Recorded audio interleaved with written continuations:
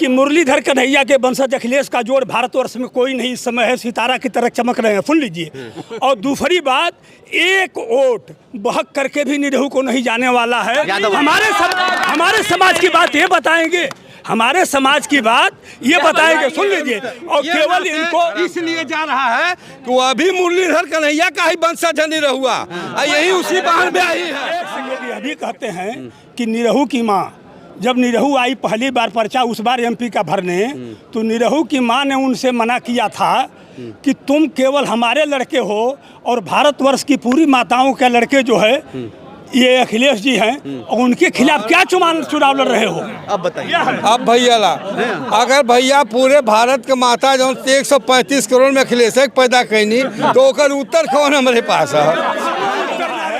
ऐसा है कि ये मत समझिए दही को मांझ करके और उसमें से माठा अलगिया देता है और मक्खन अहिर निकाल लेता है। इतनी काबिल कौम को आप लोग जो है ये समझ रहे हैं कि इधर वोट करेगा उधर वोट करेगा, ऐसा नहीं है।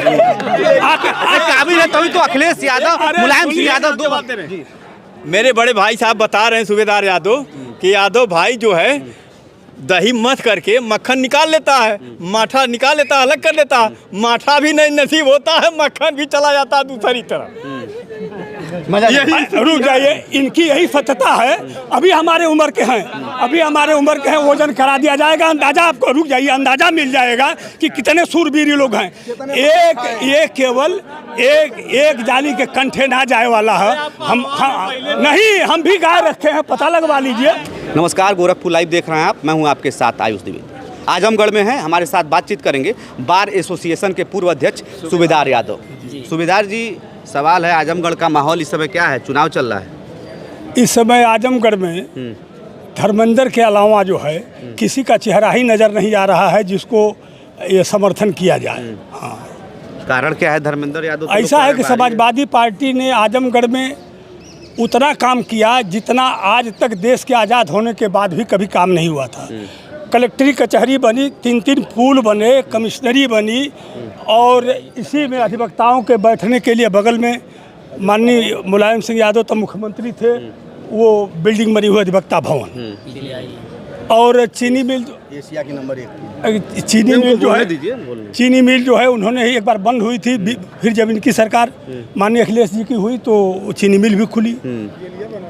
और जिला कारागार नहीं ठीक है वो नहीं, और जो पूछेंगे आप तो नहीं, मैं सवाल कर रहा हूँ। आजमगढ़ में, देश में, प्रदेश में हर जगह बीजेपी की लहर है, इसको मानेंगे ना? नहीं, अरे साहब ये कौन कहता है? नहीं, अभी तो सरकार बन रही है। नहीं, सरकार बनना न बनना अलग की बात है। मैं कह रहा हूँ आजमगढ़ की बात मैं कर रहा हूँ। देखिए, देश में मोदी जी की सरकार है, 2 बार रिपीट कर चुके हैं, 2 बार रिपीट किए योगी जी। आजमगढ़ में ऐसा क्या है कि योगी जी और मोदी जी दोनों लोग जो हैं फेल कर सकते हैं एक तरीके से, क्योंकि 10 विधानसभा में एक भी सीट मिला नहीं, इसलिए कि उन लोगों की झूठ और बेईमानी को सबसे पहले भारतवर्ष में अगर पकड़ा तो पूरे आजमगढ़ पकड़ा। अच्छा, मतलब आजमगढ़ के लोग आजमगढ़ ने पकड़ लिया। अभी बच्चों के सामने ही सरेआम झूठ बोला जा रहा है। बच्चों, आज तक भारतवर्ष में कोई भी नौकरी आप सुने नहीं होंगे कि 4 साल के लिए कोई भर्ती होती है, और सेना जैसी भर्ती, और उसके बाद बीजेपी के मंत्री हो या पदाधिकारी हो कह रहे हैं कि यहाँ से निकलेंगे तो हमारे आजमगढ़ के लोग सबसे बुद्धिजीवी हैं। और मतलब ये नहीं है जहाँ आप बात कर रहे हैं भारतवर्ष का नंबर 1 का बार है, ऐसा बार जहाँ सम्राट अशोक की लाट लगी हो। इतने विद्वान अधिवक्ता जो है आपको कहीं मिलेंगे नहीं। ये मत समझिए कि ये सिविल कोर्ट है और जिले स्तर की अदालत है। यहाँ इतने बड़े बड़े वकील जो है आपको कहीं मिलेंगे नहीं। जो लोग जज आते हैं बाहर से, सब लोगों को समझ में आ जाता है। कहा कि आजमगढ़ के लोग बीजेपी के झूठ को पकड़ा, लेकिन यही आजमगढ़ है जो अब 2009 में रमाकांत यादव जी को सांसद बना दिया बीजेपी से। ऐसा है कि हर समय की परिस्थिति अलग अलग होती है। उस समय क्या परिस्थिति थी जनता के सामने, आज क्या परिस्थिति है, दोनों में अंतर है ना। लोग ये भी बता रहे हैं कि आजमगढ़ में जातिगत समीकरण में एमवाई जो फैक्टर है, इसके वजह से समाजवादी पार्टी मजबूत होती है। ऐसा है ना, सुन लीजिए, एमवाई फैक्टर के साथ साथ सुन लीजिए, समाजवादी पार्टी सबके लिए काम करती है और सबको लेकर साथ में चलती है। ऐसा है केवल एमवाई समीकरण से केवल अकेले नहीं कोई जीत पाता है। इसीलिए हर विधानसभा में 30,000, 28,000, 25,000 ऐसे लीड हुई है। अभी आपने देखा। हाँ, खाता तक नहीं खुला। चाचा अभी आप कह रहे हैं चाप के जीता था निरहुआ, निरहुआ जीतत है। हाँ। और ये चाचा कह रहे हैं कि निरहुआ चाचा जौन बंसुरी बजावत हूँ पहले से बजावत चले होत हूँ। हाँ, चाल बदल गई है आवाज। निरहुआ के 4 आना यादव वोट दे था, सरकार ना बनत है बदलत है, पूर्ण बहुमत के भाजपा की सरकार है। ये नाते ओकरे समाज के 25%। अब मुसलमान वोट आधा से ज्यादा गुड्डू जमाली के जाते। मतलब फिट बैठा लिए हैं आपकी। बैठ गया नहीं, एकदम रेले जा रहा है।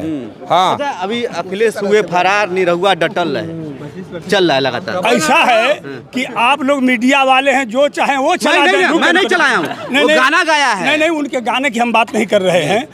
वो गाने तो हम लोग यह भी कहते हैं कि निरहू की माँ, जब निरहू आई पहली बार पर्चा उस बार MP का भरने, तो निरहू की माँ ने उनसे मना किया था कि तुम केवल हमारे लड़के हो और भारतवर्ष की पूरी माताओं के लड़के जो है ये अखिलेश जी हैं, और उनके खिलाफ क्या चुनाव लड़ रहे हो? अब बताइए। अब भैया ला, अगर भैया पूरे भारत के माता जो 135 करोड़ में अखिलेश पैदा कैनी तो ओकर उत्तर कौन हमारे पास है? उत्तर ना रहे।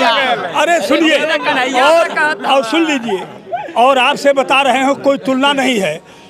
इतना काबिल इसी बार जो प्रत्याशी हैं, उतना काबिल यहाँ कोई नहीं लड़ने वाला है। और अखिलेश की अगर बात कर रहे हैं, कोई आजमगढ़ में नहीं है। अभी आपने कहा कि बुद्धिजीवी वर्ग यहाँ ज्यादा रहता है, इससे नहीं मतलब है। जिसको टिकट मिलने की बात, आजमगढ़ को माननीय मुलायम सिंह का परिवार मूर्खों का जिला घोषित कर दिया। यहाँ के यादव बंधुओं को हमारे जब उनसे लेखवा, और जबकि यहाँ चंद्रजीत जी, राम नरेश जी जैसे, बलराम जी, ईश दत्त यादव, राम हरख यादव, एक से एक विद्वानों की धरती रही है। ऐसे लोगों को मात दे करके मुलायम सिंह का परिवार यहाँ के यादवों को जीरो करके कि हम सबसे बड़े विद्वान हैं, सबसे बड़ा हमारा संगठन का परिवार है, चाहे उनको इन लोगों को चाहे अपना जो समझते हों, निवासेदार कायम हो गए हैं। और जब वो परिवार जहाँ कायम कर लिया गद्दी एक बार, आजीवन कभी नहीं छोड़ेगा। यहाँ के लोग इसी तरह धूल माटी पोतते रहे। अजय खरा लगाते हैं। सवाल आपसे आता है, हाँ, आजमगढ़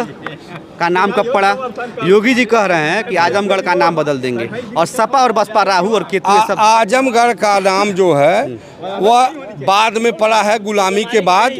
यह आजमगढ़ आर्यमगढ़ था।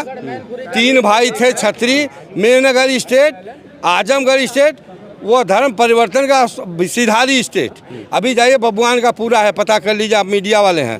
तो उन्होंने मुस्लिम धर्म स्वीकार कर लिया, उनका नाम बदल के अपना आजम कर लिया, आजमगढ़ हो गया। ये छत्री का जिला था, अलवल राजशाही थी, कोर्ट थी, कोर्ट साहब का जिला जो है किला। वो जाइए आप पुराने चीज़ें देखिए, इतिहास के सब पड़े हुए हैं। तो धर्म परिवर्तन के लिए उनके नाम पर आजम हो गया। मतलब निरहुआ को 25 आना यादव वोट कर रहे हैं। हाँ, इसलिए कर रहे हैं, ये मैं सत्यता बता रहा हूँ, मैं घूम रहा हूँ गाँव, मैं पार्टी की बात नहीं कर रहा हूँ। इसलिए कर रहे हैं कि अगर धर्मेंद्र हार जाएंगे तो कोई बात नहीं, जीत जाएंगे तभी सत्ता में नहीं जाना है, ना सरकार बननी है। 2 साल को चुनाव है, वो भी हमारा भाई हमारे समाज का है, तो इसको भी एक बार गद्दी दिया जाए।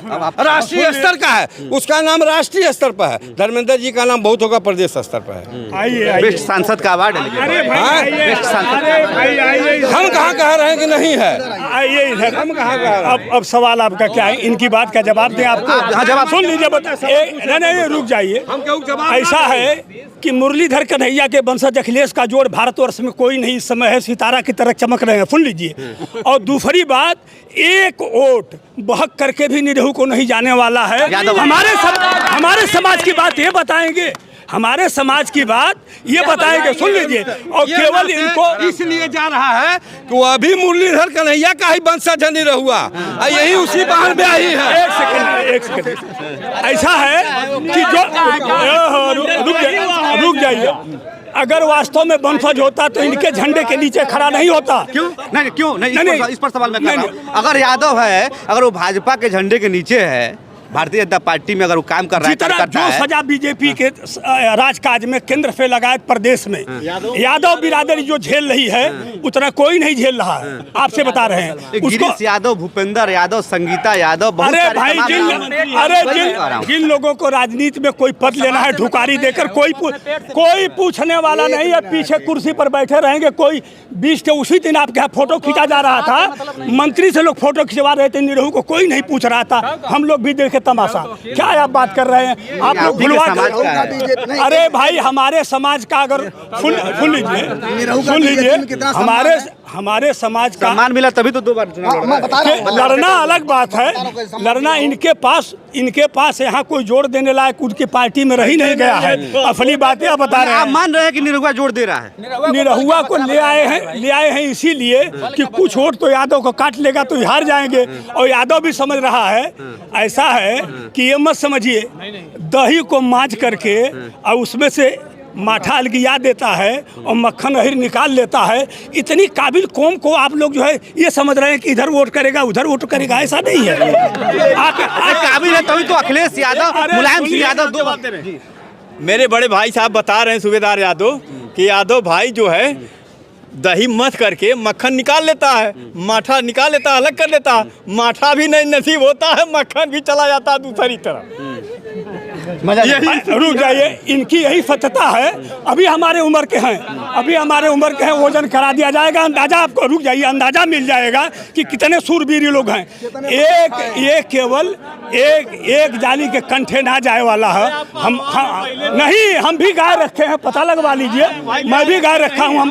हमारे नहीं, अभी आजमगढ़ में एशिया स्तर का पहलवान कोई है, एक गाँव ही मोजरापुर है जिसमें निशान यादव हैं। अगर सब यादव मक्खन नहीं खाते, केवल सब बेच ही देते तो केहू और कान हो जाए।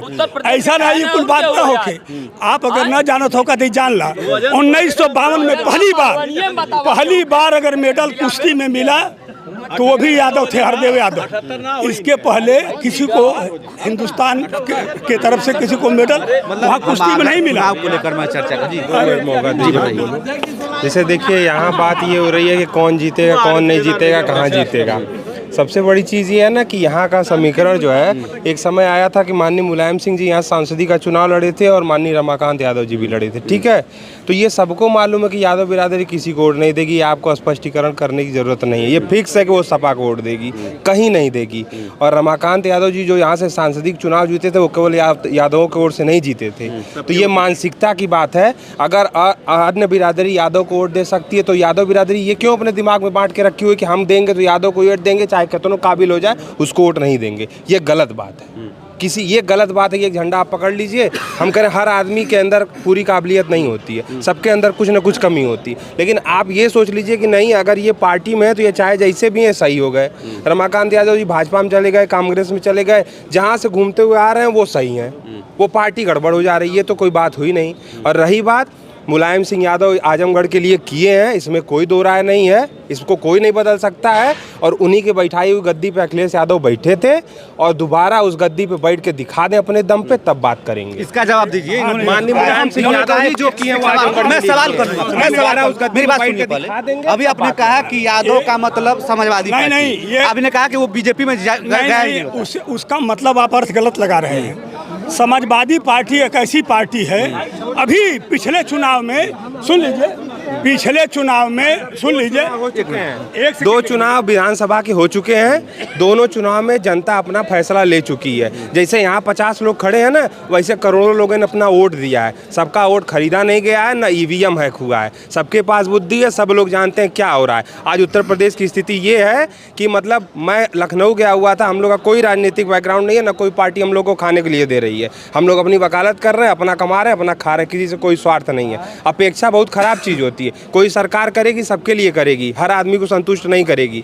एक परिवार का मुखिया अपने परिवार के 10 लोगों को नहीं संतुष्ट कर पाएगा तो मुख्यमंत्री क्या संतुष्ट करेगा। सबके अंदर किसी न किसी चीज़ की कोई कमी है। लेकिन मैं रिक्शे वाले की बात आपको बता रहा हूँ, मेरे मोबाइल में रिकॉर्डिंग पड़ी होगी, वो कह रहा था कि यही सपा की गवर्नमेंट थी, ये जितने स्टैंड लगे रहते थे ऑटो वाले, मेरे पास रिकॉर्डिंग मैं आपको भेज दूंगा, लाइव चला लीजिएगा। वो कह रहा था भैया कौन आके मांगने लगता था पैसा, पता ही नहीं चलता था। लेकिन एक चीज़ तो कोई माने या न माने, जितनी गुंडाई थी ये बीजेपी गवर्नमेंट में खत्म हो गई है। गुंडागर्दी का आरोप नहीं, एक सेकंड रुकिए बता रहा हूँ। गुंडागर्दी का आरोप हमेशा लगता रहा है। अरे भाई रुक जाइए, सुनिए। अरे अभी इस समय सरकार नहीं है, उन्हीं का आंकड़ा है। जिस आंकड़े से पूरे केंद्र का आंकड़ा आता है गुंडई का, आज अपराध उससे कई गुना बढ़ा हुआ है। न बढ़ा हुआ तो मेरी बात काट दीजिएगा, एक बात। और दूसरी बात, समाजवादी पार्टी में जिसको टिकट समाजवादी पार्टी देती है उन सारे लोगों को वोट दिया जाता है। पिछले विधानसभा रिकॉर्डेड चुनाव अभी आपका आंकड़ा है। 2 बात। तीसरी बात जो इन्होंने कहा है कि पार्टी की केवल यादव उन्हीं को वोट करता है, यादव देख करके। नहीं, आपने कहा, नहीं, आपने कहा कि समाजवादी पार्टी, आपने भी कहा है। उन्होंने कहा कि सब कोई देता है, अगर यादव वोट से वो नहीं जीतते हैं। इन्होंने कहा कि सिर्फ यादव वोट से अगर रमाकांत जी जीते थे तो यादव वोट से थोड़े जीते थे। इनका तर्क है, बताइए।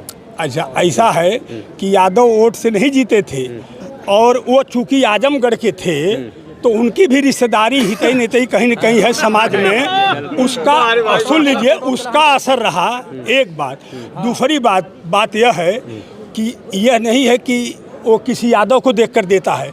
यादव, इतनी बात जरूर मान लीजिए कि यादव यह मान बैठा है उत्तर प्रदेश का कि ये समाजवादी पार्टी मतलब हमारी पार्टी है। बात इतनी ही बात है और कोई बात नहीं। इसके अलावा यादव नहीं माना। एक चीज, आजमगढ़ इतना दिग्गज जिला है कि समाजवादी पार्टी की 10 विधानसभा सीट यहाँ से निकली है ना, ठीक है भैया, 10 विधानसभा सीट निकाल के दिए यहाँ से। क्या यहाँ पे को सपा को प्रत्याशी नहीं मिला कि लोकसभा का चुनाव लड़ा ले? क्या जरूरत है वहाँ से प्रत्याशी लाने की? चलिए निरहुआ भी बाहर के, मत दीजिए उनको, लेकिन सपा तो यहाँ का 10 विधानसभा निकाल के बैठी हुई है, यहीं पे किसी को दे दी होती, हमको समस्या होगी, हम यहाँ जाएंगे कि मैनपुरी इटावा जाएंगे। एक सेकंड बता दे रहा हूँ। अरे गुजरात हम जा सकते। अरे भाई सुन लीजिए, रुकिए। नहीं ये नहीं है, सुन लीजिए। अरे भाई रुकिए। आजमगढ़ में अब से बता, सुन लीजिए। अरे भाई आजमगढ़ में सुन लीजिए, अरे आजमगढ़ के राम बच्चन यादव थे, ये लोग वो है काबिलियत करने वाले। आजमगढ़ के राम बच्चन यादव थे, उनको एमपी का टिकट लगाया गया राम नरेश के बाद। ये लोग मोहसिना की दवाई बाहर से आई थी, लोग जिता करके भेज दिए। उस दाइन को होश नहीं रहेगा। जो प्रत्याशी, रुक जाइए, जो प्रत्याशी है, अरे जो है आप जिसकी बात कर रहे हैं उन्हीं को हरा नहीं थे भाई। जो प्रत्याशी है, उस प्रत्याशी के अंदर कौन सी कमी रह गई है जो 2-2, 3-3 बार पार्लियामेंट रिप्रेजेंट कर चुका है, जिसकी आवाज़ सारे लोग पूरा देश सुना है, उससे तो काबिल हम नहीं किसी को देख पाए। और जो लोग लड़ने लायक हैं वो सारे के सारे लोग एमएलए हो चुके हैं। कोई आप बता दीजिए, किसी का नाम बता दें कोई। एक में पत्रकार महोदय, मेरा निवेदन ये है कि अभी प्रश्न आया, बीजेपी के लोग भ्रामक स्थिति पैदा करते हैं। फॉर एग्जाम्पल, अभी आपने नुपुर शर्मा का वहाँ स्टेटमेंट ले रहे थे, ये हुआ कि उसे इग्नोर लोग करते चले जा रहे थे, भड़काव में मारे। अभी हाल ही में यहाँ निरहू जी आए थे, दिनेश लाल जी, उनके साथ एक आए थे परिवहन मंत्री कौन, दयाशंकर सिंह किस बेसिस पर इतने हाईलाइट में हुए कि भ्रामक सबके सामने जो स्टेटमेंट देकर मायावती जी को उन्होंने क्या कहा था। और इसके बाद जेल भी हुई थी, पार्टी से निष्कासित भी किए गए थे, बाद में पार्टी रख ली। आज वो बीजेपी के प्रचार के लिए आ गए। नुपुर शर्मा भी कल जो आ जाएगी। और जहाँ तक बात खान भी बहुत बार बोले थे। देखिए हर पार्टी के अलग दूसरी परिस्थिति यह है कि राम नरेश यादव जी का नाम आया कि यादव हो करके, यादव की बात आती है कि राम नरेश यादव जी यहाँ लोकसभा का चुनाव लड़े थे, संतोष कुमार सिंह एमपी हुए थे, किस परिस्थितियों में हुए थे। यह आजमगढ़ के जो भाजपाई या गैर सपाई हैं, इनका ये एक स्टेटमेंट है, यहाँ के यादव गुंडों को जो है इन्हीं को प्रश्रय देता है। लेकिन उस समय क्या वो गुंडई कहाँ थी कि राम नरेश यादव जी को सरेआम हराया गया यहाँ पर। और दूसरी परिस्थिति आ गई, रमाकांत यादव जी का जहाँ सवाल है पूछा गया, तो हुआ कि बीजेपी जो है अपना अवसर पा करके जो है उनको चुनाव लड़ाई, इसलिए बाद में निष्कासित कर दिए। निष्कासित नहीं किए, रमाकांत यादव टिकट मांगने नहीं गए। उनके क्रियाकलाप को जितना सम्मान बीजेपी के लोगों ने दिया, उतना एक लाइन बोलूंगा। जब रमाकांत यादव जी यहाँ जेल में बंद थे निजामाबाद वाले प्रकरण में, तो पता नहीं कोई सपा का नेता जेल में मिलने गया था कि नहीं गया था, लेकिन योगी जी गोरखपुर से मिलने उसी जेल में आए थे। यही सम्मान की बात है, ये सम्मान की बात है, ये गलत बात है। जो चीज़ है वो है, आए थे कि नहीं आए थे। निरहू जी राष्ट्रीय अध्यक्ष, किसी पार्टी के राष्ट्रीय अध्यक्ष के सामने चुनाव लड़े थे। निरहू दिनेश लाल जी तो चुनाव तो लड़ेंगे, लड़े थे। बीजेपी के लोगों ने क्यों नहीं कोई उनको पद दे दिया? पर बैठा ही नहीं, सरकार में क्यों उनको कोई पद नहीं दिया?